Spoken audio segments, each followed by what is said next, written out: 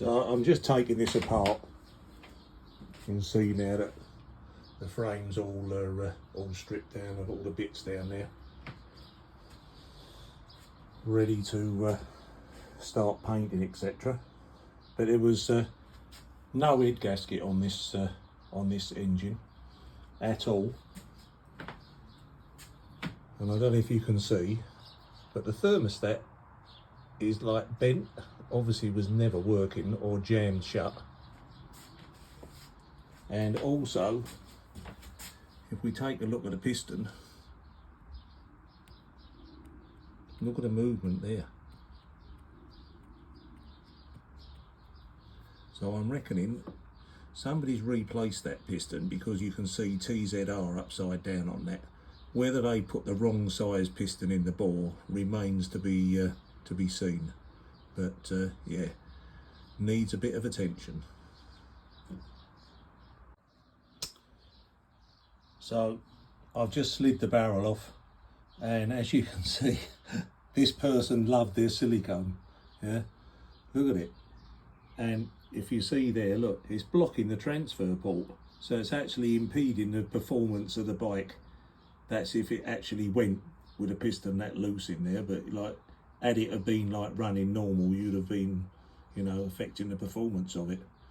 So there we are. No doubt we'll find out what the clearance is on the piston by putting my fist down the side of it, I guess. But we will see. Okay, so we've got the barrel off, and the top ring was jammed in the piston for a start. So I've stuck the ring down in the bore, and we're going to push that down square with the piston. And as you know, when you measure the ring gap, it should be in thou. So just have a look at that. I'd say that's about 3.5 mil to the point of the teeth, because there's a very hard to see, but you can see that where they go over the locating pin on the piston.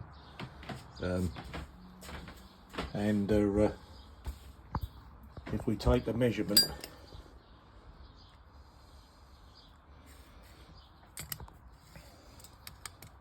it's hard to do this one-handed. So the bore is 57.13. Standard on these is 56.